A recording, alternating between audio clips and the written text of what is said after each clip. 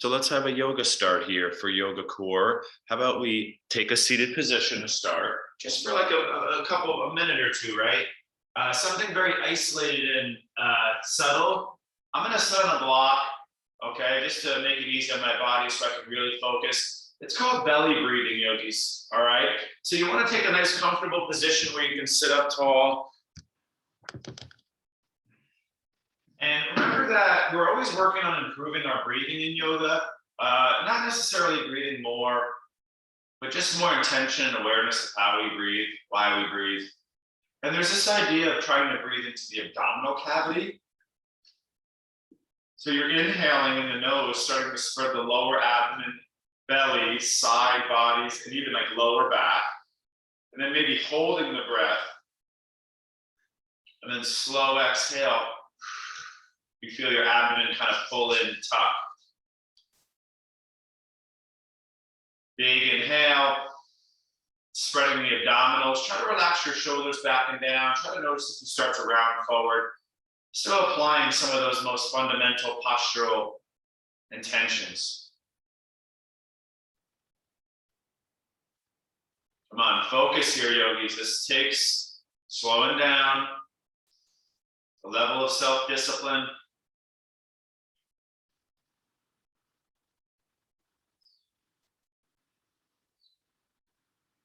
And a lot of people claim, this can really help stimulate what's called your vagus nerve. That is one of the 12 cranial nerves. And we know that that connects towards the parasympathetic brain, some of the more heightened brain centers, right? So it can most likely have a profound impact on how you feel mentally and emotionally, your stress levels. So, that's powerful. Something you can do simple anywhere to kind of regulate your mind and emotions.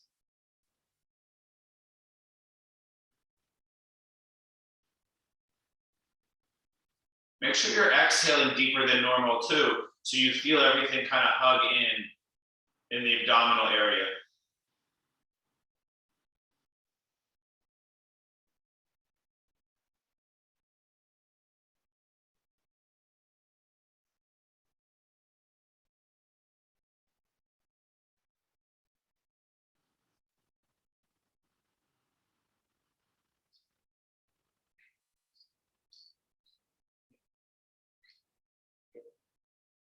All right, yogis, nice job with your pranayama and your subtle breathing. We're going to do another breathing exercise shortly here, but I want to get you into that fundamental cat-cow, right?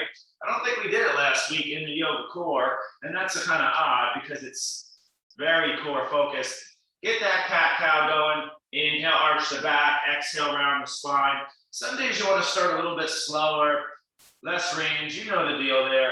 This can take many forms depending on what your body's telling you and how you're feeling. Some days I've had you kind of go a little faster, right? I think that feels very good intuitively a lot of days to actually move it faster, especially as you develop awareness and get more experience in cat-cow. You could turn your wrist around if you feel like your wrists need a little extra stretch. You could isolate. As you can see, look at me here. I'm really not even moving the upper body. I'm really focusing on my abdominals and my pelvis. And then I start to kind of maybe move the upper body a little bit more. It is good to break it down some days, yogis. Doing it just in your hips is a different experience than doing the full cat-cow. Remember in pelvic tilt day, we kind of started with that to really set the foundation of core work, pelvic awareness. All right, the second little part, it's almost like a lateral or side-to-side cat-cow. You lengthen your right side body, and then you lengthen your left side body. It's not really forward and back or up and down. I guess it's forward and back, but it's side to side. It's like you're reaching your right hip away from your right shoulder, and then you pull your right hip toward you. This is like core flossing, you could call it. You hear me mention this idea of certain joint flossing. It's often being coined as a term where you take weight off of joints and move it freely without restriction, without resistance. You're kind of you're clearing the pathway. You floss your teeth to kind of clear the areas, you reduce buildup. Strength creates tightness, right? It does restrict and creates fascial webbing. Flossing is this idea of like moving freely, okay? And then you take that spinal part, it's kind of like them all together, right? You go to your cow, you go to your side body, cat, other side body, and then you circle. This is such a good movement, yogis. Move the body more freely, please.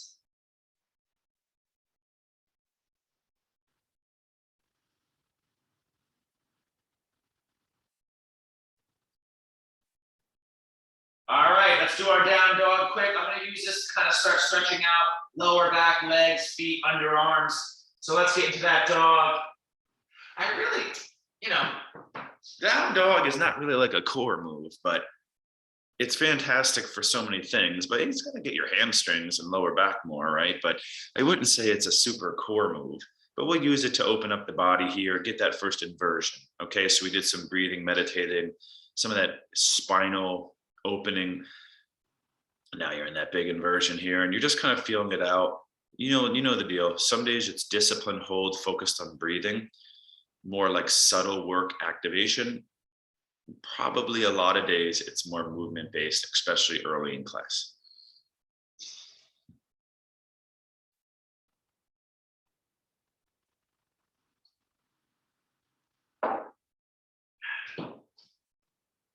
I want to work on those fundamentals, and I want to take it to a few forms today where we're starting to stabilize on the tonic form, it's called, right? So like balance and asymmetrical. A lot of people call this like neutral symmetrical, right? Or excuse me, yeah, neutral symmetrical. I don't really use that term, but I say neutral, asymmetrical. Sorry, yogis. It's neutral asymmetrical. Tabletop. Inhale, right leg, left arm. Exhale. Inhale. So it's just the extension part. We're going to do it in a moment with the core crunch. All right. This helps us really focus on like this lengthening style for the back glute. Look how I even take my time putting the knee and the hand down. It's like I pause before I put it down, right? I lengthen the leg and the arm, and then the hand and the knee hover, and then I put it down. Remember, you can let's do that, right? So next time your right leg, left arm are lifted, just pause for a moment. So now hold it.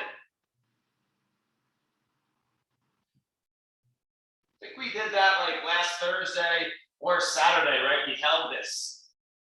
Okay? Left hand down, right knee down, left leg, right arm covered, hold.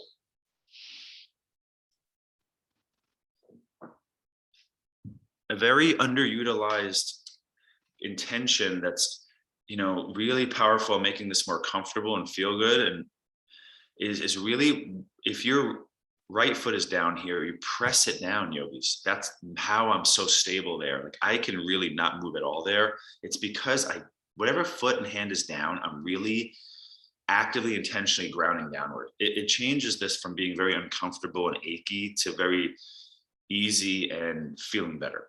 Okay, so that's important. Let's keep going, guys. So you bring it down. How about we do, let's call it a third round, right? Because you did the dynamic reaches, the hold, and now you get the one you like here. Right leg, left arm, exhale, knee and elbow. Get it going.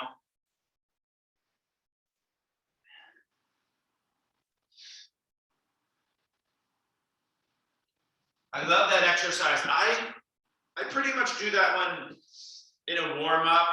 I don't really use that as like a peak by any means, but it can be. If it was super easy, I would say do it in plank. And if it's not your best day, you just do the leg. Just doing the leg is how I would teach it, probably mostly in gentle yoga. You can like pulse on end ranges. You can hold the squeeze. I've had people do that, right? Where you elbow and knee kind of hold under there and you like squeeze deep in the core. That can irritate the lower back a little. It's kind of like being on your back and doing like a knee to elbow like this. Like we do the, the bicycling. That's basically the same thing. All right. Second side, if you haven't started, what's the standard? You know, the exercise science has shown, if you guys are ever interested, you know, I follow all these exercise physiologists like on Instagram, and this is where I get a lot of this information from, like scrolling through, and it's all like these posts about exercise and neuroscience and biomechanics. But they talk about getting to like 15 to 20 reps in something is really going to create a better response in muscle memory than doing 3 to 5, unless you have like weight resistance. That changes everything. You see weightlifters lift max weight for 1 rep. They try for 1 rep only. And that would be the most weight you could possibly bear for the shortest time. We don't have that here. So we have to work towards repetition. So we are doing a lot of stuff on the wrist and this tabletop. You can see I broke out my yoga blanket. You know, it doesn't really hurt my knees, but I've been just trying to practice self-care. I can do knees straight on the wood, no problem, but you know, I'm trying to apply care before something starts irritating. That's part of yoga, right? I just don't even use mats a lot to do yoga. I'm on the wood, but trying to be a little bit softer here on my body. You notice I've been trying to use blocks more. That's been a good practice for me. Tabletop. Next thing is our first big transverse movement. This is straight core, 101. Right arm underneath. Inhale, right arm up. If you want more, you can do left leg back. Exhale, inhale. Exhale, inhale. Turn from your core. Don't strain the lower back. Keep spinal length. It shouldn't be too strenuous, guys. It's more to floss. I like to make the joke, like, you know, you wake up or I floss my teeth before bed. That's what my dentist told me. You should always floss before bed, not in the morning at the end of the day. But I do oil pulling in the morning for my floss. But anyway, you go to sleep, you floss, right? You gotta floss all your joints, not just the space between these bones. A joint is space between bones, right? That's moved by muscles, stabilized by ligaments and tendons, cartilage. So the space between these bones needs to be flossed.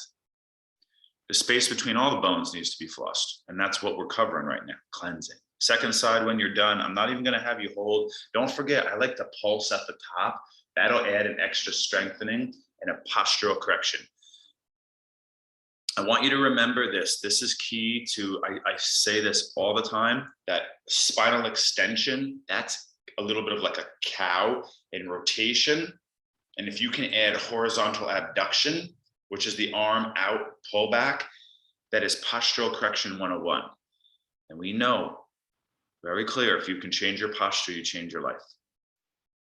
All right, get going. What's the standard? You're working towards 12, 15, 20 eventually, with things like pulsing and holding eventually. All movements can be pulsed and held. I was privately training a woman yesterday for strength. She knows she needs to get stronger. That's really all we're doing.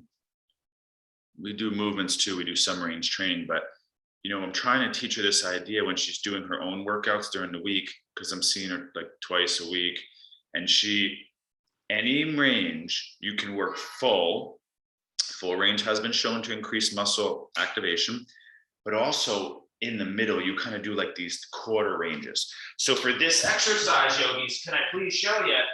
You're here, you're doing your full range, right? But then it's kind of like here, look, it's like in this tighter strengthening. Smaller movements are really good for strengthening. I often say better, but that's not always true. And then it's pulsing on end range, and then it's holding on end range, right? So there's many ways to do it in every exercise. Let's keep going, guys. Plank, toes tucked, tighten up. What are you working on in your plank today? I like push-ups. Planks are kind of too easy. I'm also really good at straight arm scapular, which means spreading the back. All right, a couple more breaths here. Plank posture. If you're feeling good, hovering a foot is way more core, okay? Hovering a hand, way more core.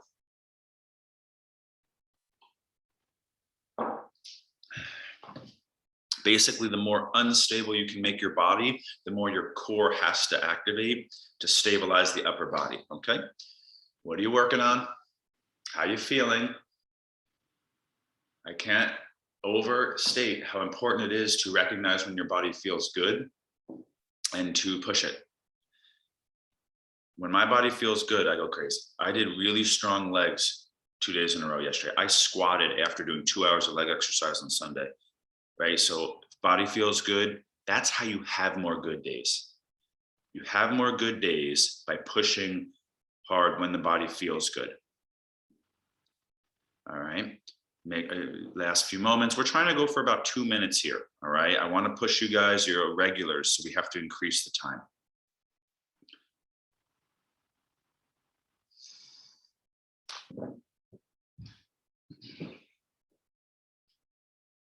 Now we go into what's the plane of movement we really haven't touched on. We did the opener, the flosser. They call this like snake pose, right? You're kind of, or some people have called it like fish, or you're kind of like side to side. That's the first lateral, sagittal, or coronal, right? Now I want to go big lateral activator. Options: dog on a fire hydrant, right shin hovers. What am I working on to stabilize to make this feel better? Gripping the fingers, spreading the back, pressing left knee, shin down. Look how still I can be. Leg out and up. Knee hovers an inch. Pull the belly in. Come on, slow down. Feel that core working with the hip. Now, oh, it's easy, right? You go here.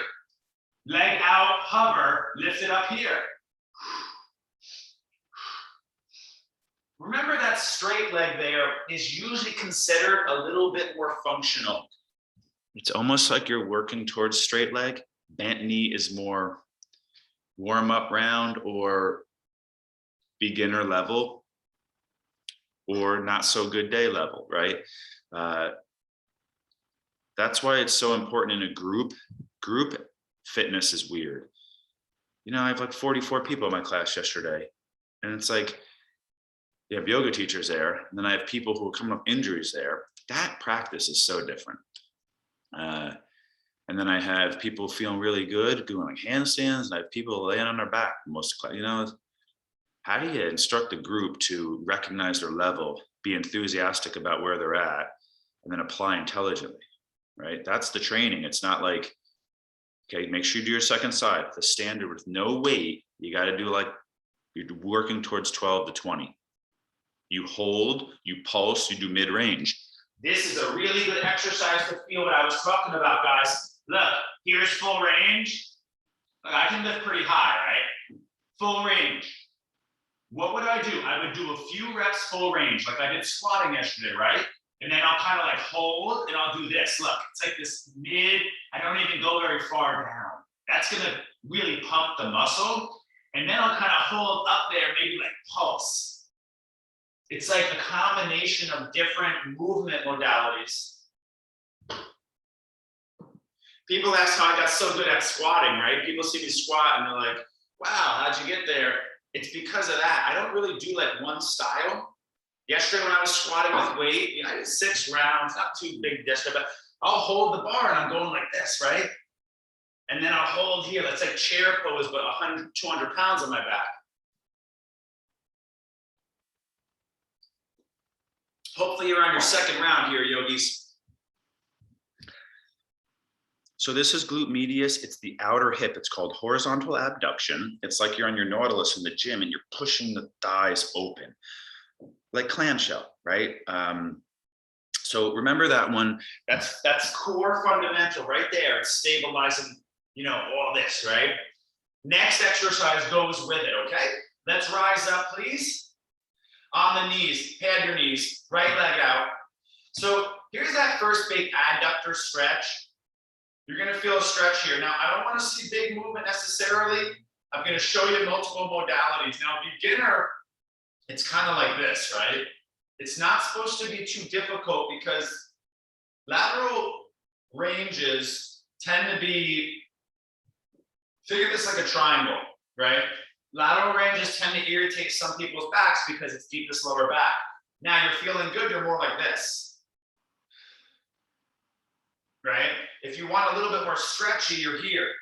And you could go full range, which is more like here. It's kind of like a side angle. And then I'm using my core like this, look. I'm like tapping my finger, tapping, and I'm working in here. It's like a side plank, which we're gonna do shortly. Okay, you're here. And then what do? Smaller ranges in the tension. And then you hold.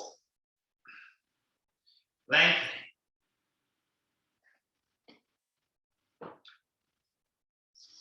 Now, when I was training my client yesterday, you know, for her,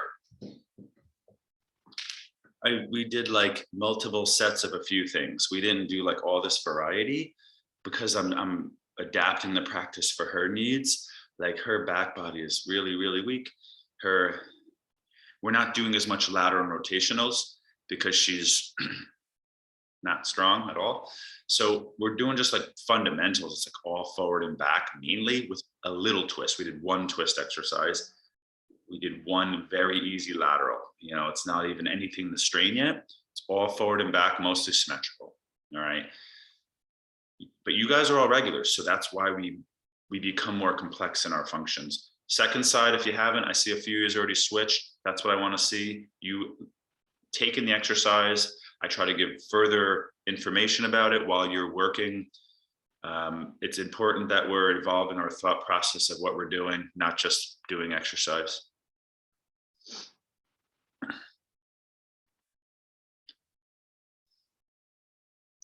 Try to press the sole of that foot down, Brian. So Leslie and Brian, yeah, that's better. Back, you want that left foot here angled forward. Left, that's better. Because we're trying for medial line, right? Not back line here. Medial lateral. Working the side body movements now. Should be something like this. What do people in the gym do? They take a weight and they go like this. Similar, right? They hook their ankles and then they go like this. Right? It's kind of the same thing. We obviously don't have weight, so you got to be resilient and really feel in the core.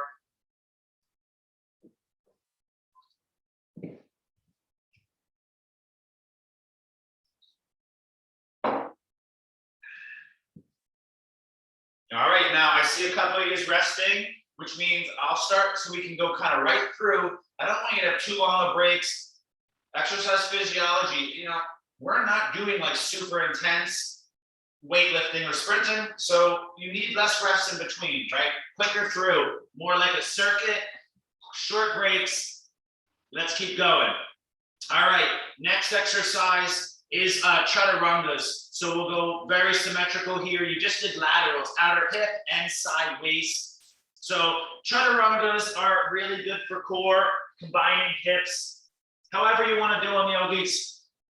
Okay, I'm feeling pretty good today, right? So I go faster, maybe.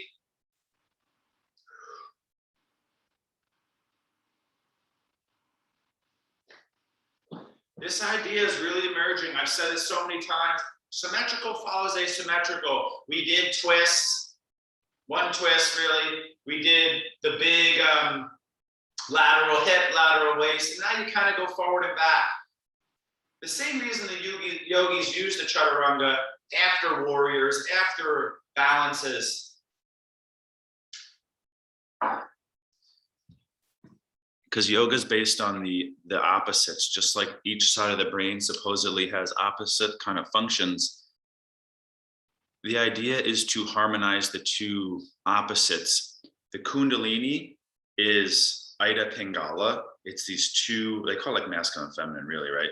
Or some people say like creative artist versus scientist. But it's this thing, right? It's this vortex of the two, and one flows like way better than the other. You can tell, they say, by just like the activation of the body, like one won't activate as well, where your imbalance is. You can tell by your lifestyle too, you're analytical or very creative. But the merging of the two back after we work on one side, merge back the two. Okay, that's like a yoga thing there. Let's keep it going, guys. So we're in chaturanga now, really slow. I want you to do this slow now. You just moved a lot forward and back. big complex hip movement. We're still here. If your wrists bother you, I get it. It's a lot. Yoga's a lot here. Boom. Don't let your abdomen dip. Knees closer together. That back spread. Right knee hovers. Look how slow I'm going to do this. Left leg goes up. Right knee turns out, but belly pulls in. Right knee goes wide. You were here earlier, right? Left foot goes up and down a little, so I'm rotating. It comes toward the shoulder. It goes under across. I want you to think the slowest, biggest, most complex hip circle. You're kind of torturing yourself with this now, okay? We've entered into very strengthening. Look at this, the biggest circling. Now, rotation is the sneaky aspect. So I can, if my leg is back, rotation looks like this. If my leg is wide, rotation looks like this. If it's under, it looks like this. Remember, rotation at your hip joint looks like this. It looks like this. The slowest, biggest, muscular wear, belly in circles you can do. Try to do 3 each direction. Now I want you to slow down. Every single person goes slower than you are.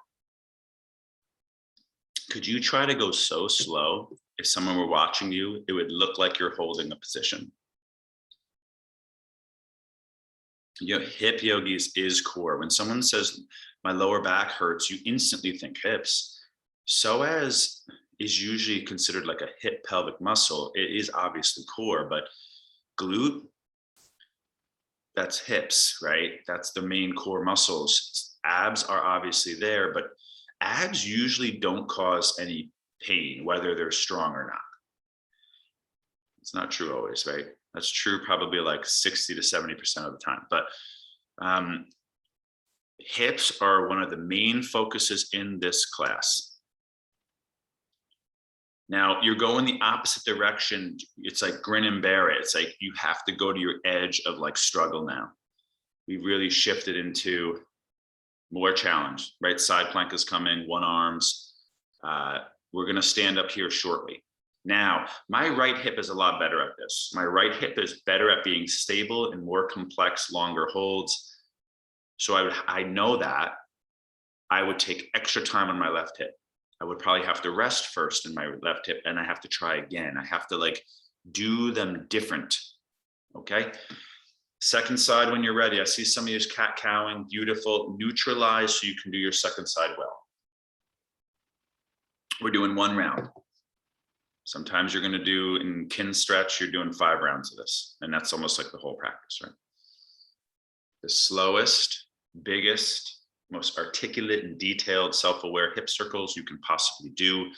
Trying to add rotation through the movements. That's the sneaky part. Noticing if you arch your back, you tense your shoulders. So you'd want to spread your upper back. You'd want to pull your belly in. I've tried to state every joint has a yoga cue, an intentional action in every single yoga pose. You learn that, yoga poses get easy. You go into yoga classes and you see everyone's level very clearly, and it's all just based on like the body information. That's why I try to be very technical, because it is, the body is very complex. The more technical I got with it, the more my practice looked different from everyone else. It's the more knowledge and applying that knowledge. I'm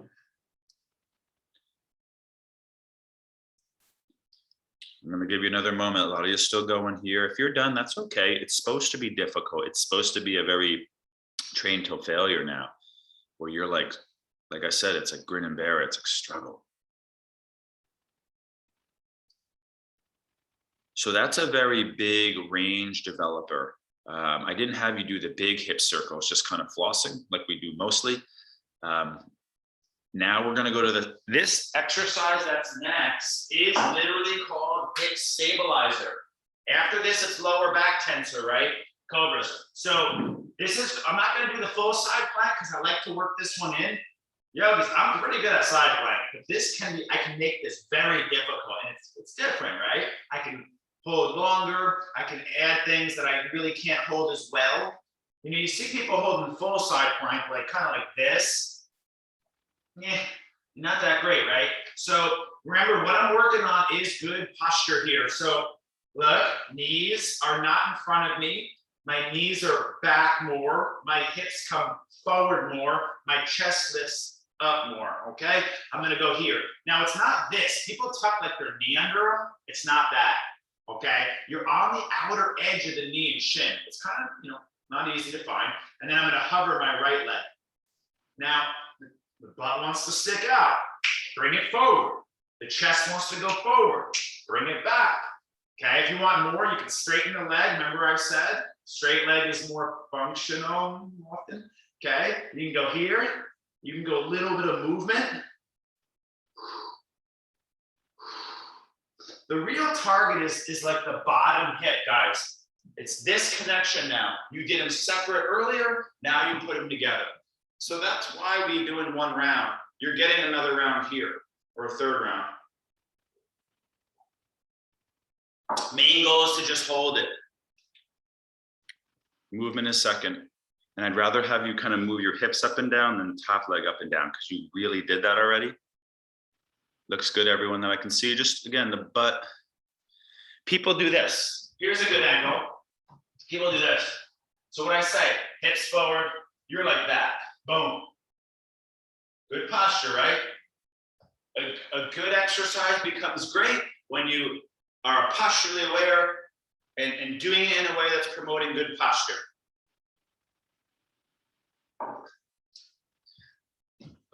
People are like, is running good for you? I'm like, well, show me how you run. It's context. Running can be phenomenal. Can it be very damaging and bad for certain people? Absolutely.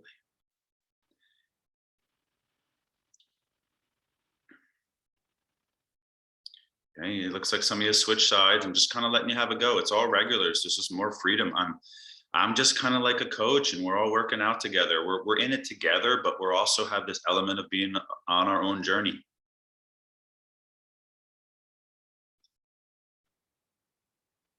Work your side body, yogis. All right. That's what we're doing. Working your side body. We're going to do like one or two more things, and then we're going to do back body, complex, twist, and then we're standing. All right. And then it's not long standing today. We did that whole standing start last week, and then we are going to be down on the ground, hitting that abs and final back body symmetries. So it looks like a lot of these are done. So outer body, we know, connects to back body directly. It's just completely obvious. You're working here, right? People who get really tight here tend to have back pain. So what do? We wrap it right around to here. All right, let's do it. Lay down on your chest. I want you to isolate. I'm telling you to work on something direct. It's not full chain, okay? When you do full chain, a lot of people, you don't get lower back that well. I want to isolate it. You could do it like this. You could do it like this here, but don't push through your hands. It's not a stretch. Engage your legs. Point your toes. Engage your thighs. Press your big toe down. Lift your chest. Lower 3/4. Lift. Lower 3/4. Lift. That's a general pace. It's much more of an intuitive process than my pace. I did 5 rounds last Monday of this, and each round was very different because each round, each rep, it's changing. I was holding. I had my arms in different positions. Ideally, it's a pull. If you're doing back line, no reason to have your arms forward. If our intention is to train the front body, back body, okay? Get into it. Now, again, your legs are trying to be active. I've tried to state this. If you're training your lower back, probably a good idea to engage your legs with it. Another good thing to do is pull your belly in. It's good to teach your abs to work with your back. The healthiest core is a complex harmony of all the muscles, all the hips. It's not one being really strong, or it's not one creating a problem.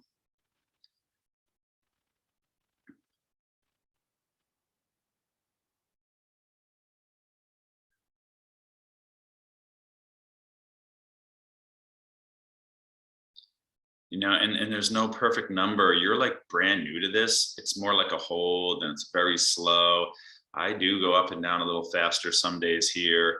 I do pulses here. This is a more risky place to pulse for a lot of us because compression is likely. So, you know, if you are pulsing, remember, we're like lifting up. It's just like a crunch. You don't crunch like back, you crunch like up, right? So you're going like this. You're not going like that necessarily. It's just like, it's like camel. I say, don't drop down and back. I say, think about going up. It's like that same thing, okay? So take your time, take a little breather. I do want to do glute max. So look, we've done this so many times. I think we actually did this last core week, right? It's one of the things we're repeating. We're not repeating too much, but you did here really strong, like right there. And then you just did here. And then now you go here, right? So it's like here, here, here. Go. It is the double leg lift. So a lot of times I'll have you do this, guys. You could do that, that's fine. But I'm having to double. You can't really do this in dog. It should be really butt and hamstring. And then there's no weight, right? So you have to really work into reps. Adding an ankle weight can really put a twist on this thing. We have like 3 sets of ankle weights, and just having those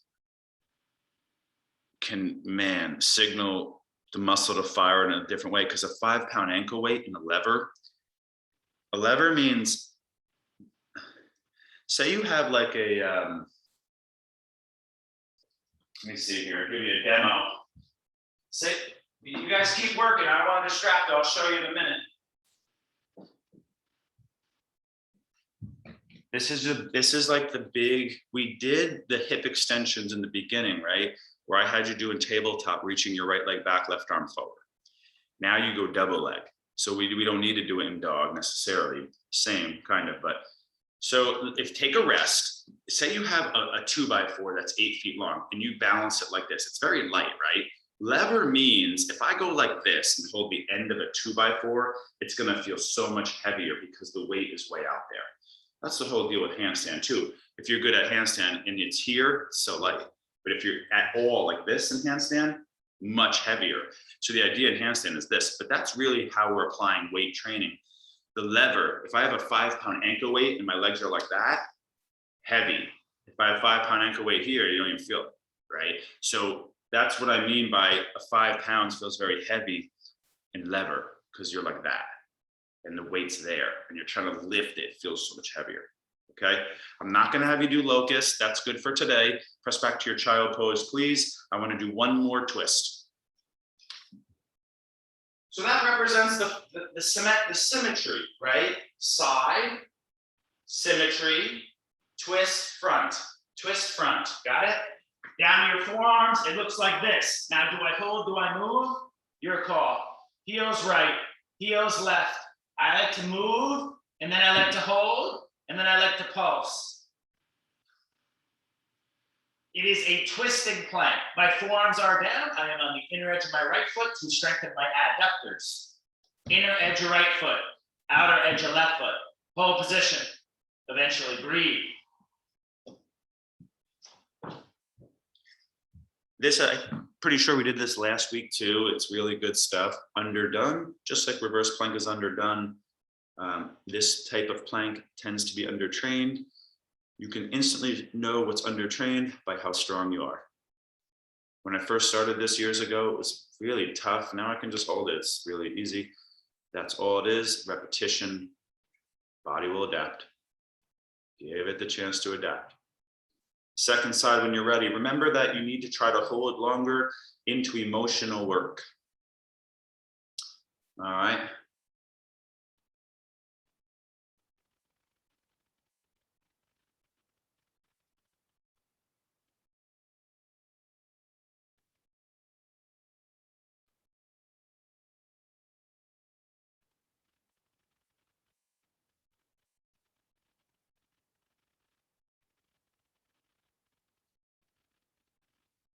That's how body stabilizes with athletes or in the kitchen, right? It's all that transverse rotating. Try to say that a lot. You know, you're basically like this all day in the kitchen. No one's walking forward and back.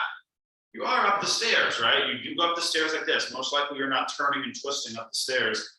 There are times when you walk linear, but you know, we know basically the body tends to get hurt in like rotations, and it tends to get hurt in laterals. You go like this, right? It's the laterals. When you're done, come up on the knees, do your front body symmetrical. Listen, this is final knee thing here. We did the locust for the back tension, not as front.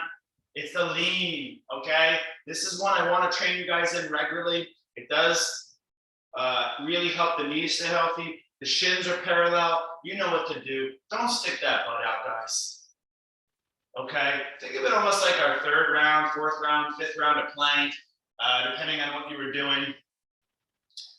The key is to squeeze your butt here. Remember how I had you say, when we're training our back body, engage your thighs, pull your belly in, press the pubic bone down. You know, that you're always activating front body and back body training a little too. Here, we're training front body, engage your back body, which is the butt. Okay, and I'm just going to do one nice solid round of a good, 6 to 12 reps, going into that tension and holding from side body to back body, to twisting front body, to symmetrical front body. Okay, there's the plan. There's the why.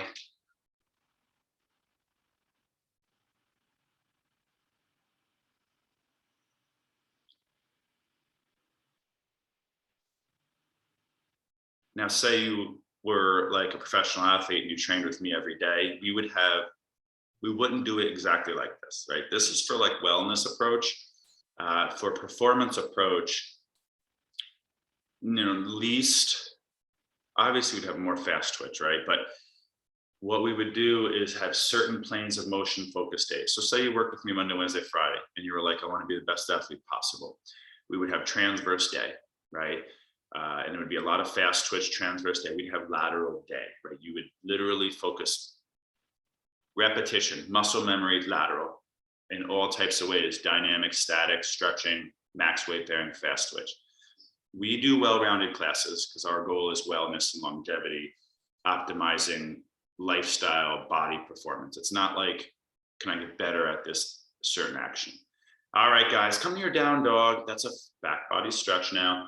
You just kind of open it up, make your way to the front of your mat, maybe touch your toes, do it at your pace. Maybe you want a little yogi squat. Let's do the last few things standing, not too much, and then we'll be on the back, and basically class is going to be over very soon, okay? Now, when you're done, you do your dog. Some of you are still there. You reach for your toes because you like that. It's a comfort zone thing. Just kind of neutralizing, breathing. We're going to stand up and we're going to start with the transverse abdominal trainer. You got to do this one regularly, yogis. The arms go up, the palms go forward. So now you're making your body long and tall, okay? So the goal here, yogis, let me remind you, our transverse abdominals is the deepest layer of our abs. It runs laterally like this, natural weight belt. Not an easy thing to train. True passive twists are, we're not doing that today. What we did for that today was this, and then the side plank rotational. So you're here, you gotta squeeze your butt. You have to pull your belly in so much it cramps. You have to lengthen your side body's lower back upward, and then you lift your left knee. And you pull up more, pull in more, hold, hold, hold. You have to pull in, up, lift the knee higher. Try to straighten your bottom leg and reach your arms higher. It's a very kind of achy, crampy type exercise. And then you put your left foot down, you pull up more, you hold the core in, right knee lifts. One might be a lot better than the other as far as like, you can lift the knee higher. Just notice that and almost give a little extra effort on that weaker knee lift or hip flexion. This is psoas training, okay? We didn't do too much psoas. What was our psoas? Planks, knee to elbow, tension leans, okay? Right foot down, left knee lifts. You're trying to hold for about 15 seconds here We're doing 3 rounds. You're on the second round of your first leg. Everything is lifting, yogis. Everything is lifting. Pull in so much, it hurts. Okay. And you have to reach up too, okay? Second leg, second round, you are about 2/3 through it, okay? Gotta go to your edge.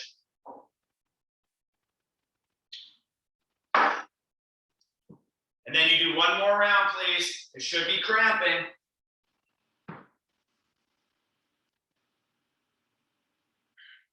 I've tried to explain this idea that muscles, when they're weak, they get what's called stuck long. Muscles lengthen and shorten, right? This is my bicep lengthened. This is my bicep shortened. When people go like that, and it's like a ball, that's the shortened bicep. What does a shortened transverse abdominis do? It hugs in from all sides and makes the waist skinny, okay? What is a lengthened, stuck long transverse abdomen? It goes outward and down. You do not want this. That's a recipe for unstable core, spinal compression. Well, it does do things with the organs, prolapse organs. It pulls on organs and they lose shape, form, ache, all that stuff, blood flow, fascial restriction. Okay, go like this, loosen all that up. Hopefully you didn't like that to some extent. Next standing exercise is the lateral, okay? It is on one foot. You were going like this. This is butt, psoas, front, back. This is adductor, inner, outer. Got it? Now, I've had you do it like this, where it's a little faster, and you're getting into this. Look, am I bending forward or back? No, okay? If you want more, you go here. It's a little bit more sticky. See this? It's not this hip rotating. It's an illusion. Get into it. If you're going to do it like this, guys, just notice my knee's not here. It's here. And it's an illusion that this leg is moving. It's really not. It's this leg and this hip. Move laterally. You have 2 more standing thing, that's it. All 3 of these are balanced in a sense, okay?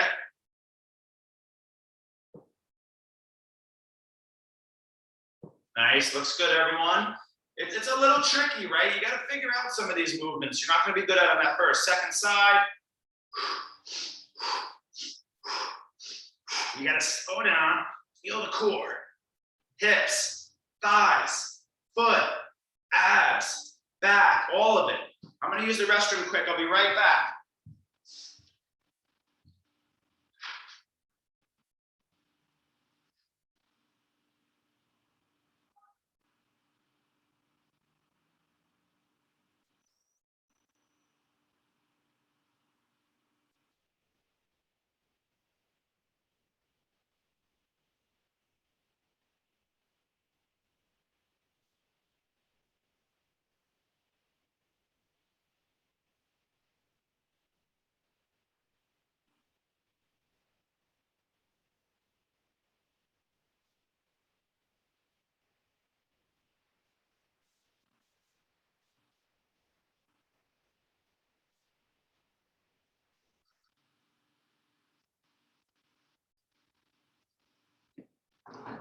All right, yogis, so there's your lateral. Take a moment, go like this. Let's slow down. Second transverse abdominis. Hands on knees, you know it. This is the classic shot, karma, the deep cleanser of these lower chakras and digestive tract. It's exhale, transverse now. You're pulling the belly in on the exhale. Inhale deep, exhale maximum. You have to relax your abdomen.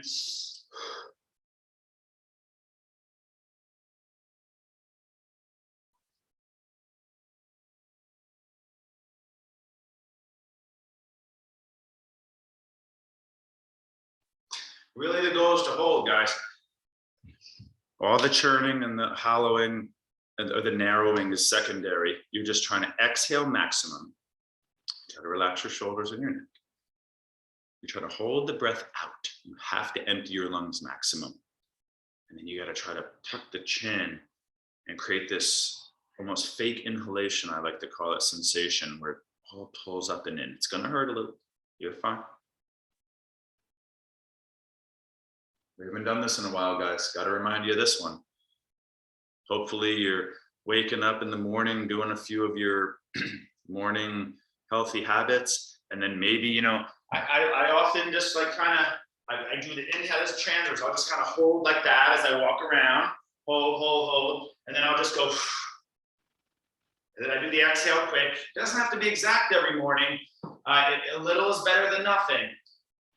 To keep training that transverse abdomen, to stimulate that vagus nerve, we started with the breathing, okay?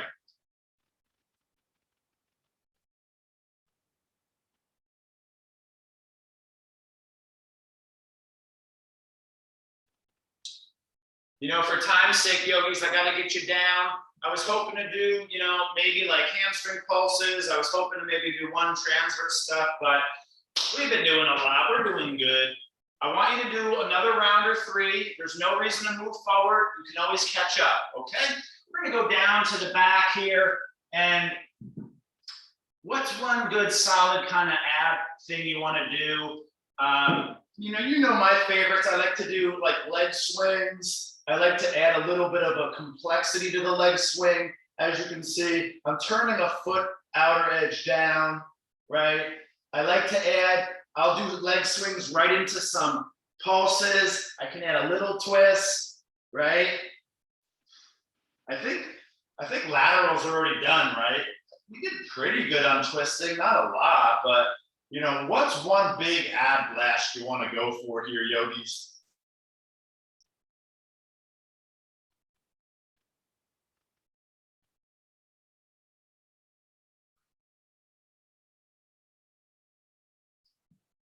Yeah. I don't want someone coming to core class and you don't blast your abs at least once, right? You're doing pretty good on abs, just in a lot of kind of more secondary ways.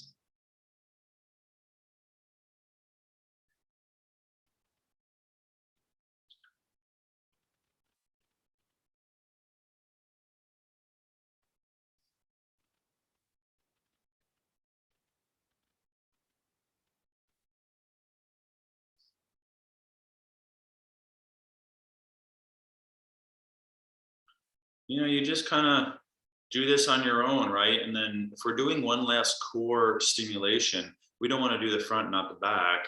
Think of it like a vinyasa, right? Each vinyasa has front and then back, all right? And you end up back in the front. So can we do the back? Bridge, if you got it, sliding bridges, use your blanket, lift bridge, slide your legs forward, keep your hips lifted, slide back.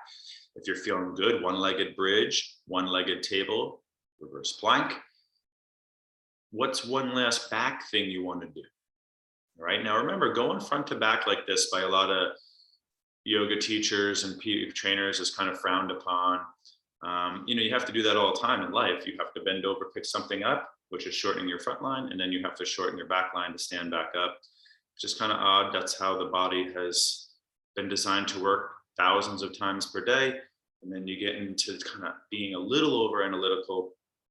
And really, that's what your body is designed to do. Bend over, bend back up, right? So that's what we're doing, but in a more intense style.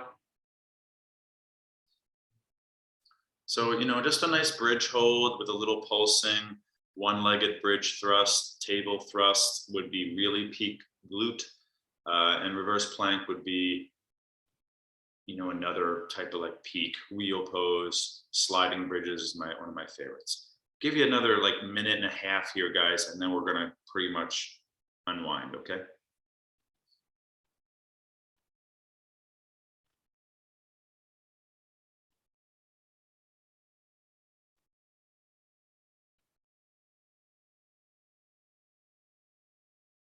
Last week in Yoga Core, we started standing, hinging, squatting, types of lunging, one-legged hinging.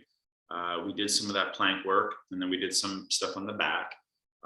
This week, a little more of that middle area, which we didn't do as much of last week. Next week, we'll start on the back. So those are usually You know, the 3 starts, up, middle, down.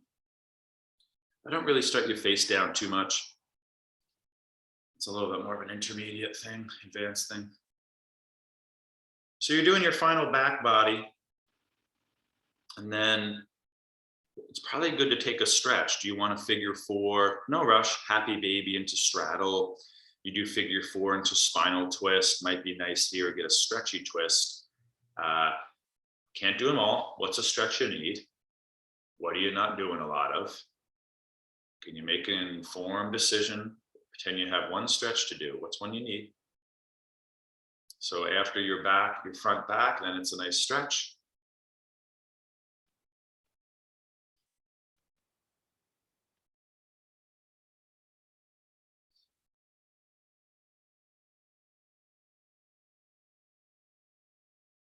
Remember, I tend to try to mention that yogis want to stretch too much, and they do. There is debates, but it's quite proven that stretching does make muscles weaker, especially in people who aren't doing adequate strengthening. Think about it, like athletes tend to strengthen too much. They don't stretch enough. Yogis tend to be the stretchers. They don't strengthen enough. So this is a very strength-focused class. We did yin yoga on Sunday, which felt amazing. That's what led me. I did 2-hour workout Sunday, hour and a half workout yesterday, like basically a lot of strengthening. I think yin opened up the gateway for that, right? Sunday morning. There's a place for them both. Where's the imbalance in our classes and in our personal bodies? So less stretching today, okay? Make sure you're doing your second side. Some of you are getting into a second stretch. A nice twist might be good. I like to say a hip and then a torso. Or a shoulder would be the other third kind of area, right? Lay on your chest, open it up, lay in your arm and the arm behind you.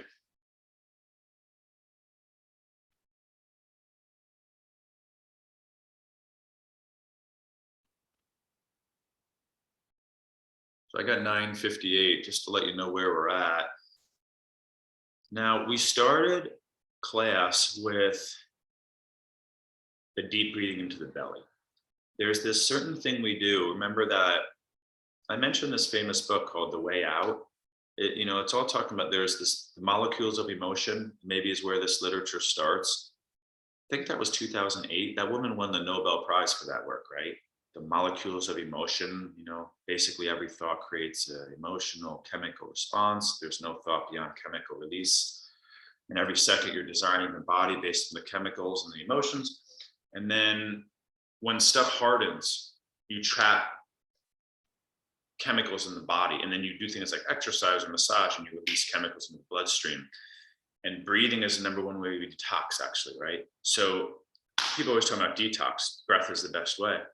Sweating is pretty good too, right?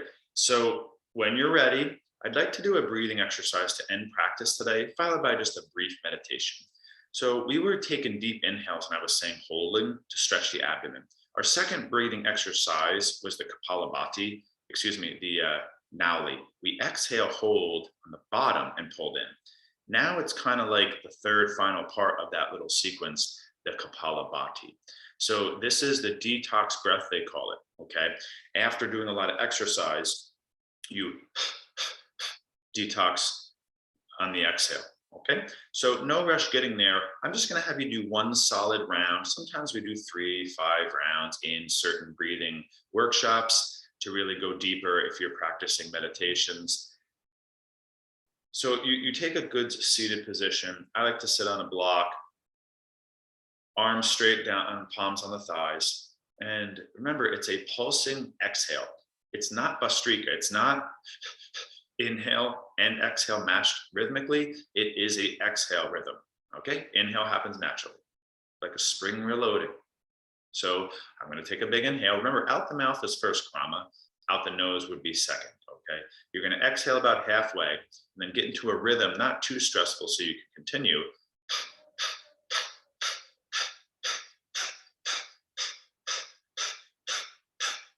At your own pace, please start that. Ideally, you're trying to go for about a minute past where you are comfortable. You are striking the abdomen, the navel against your spine as you exhale.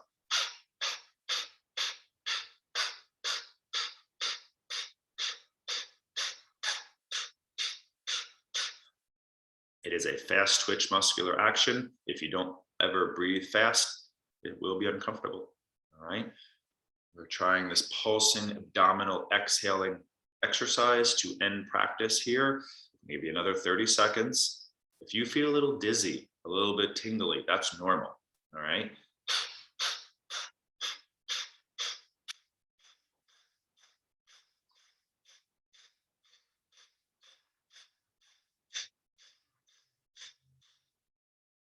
Another good transverse abdominal trainer, that abdomen pulling in.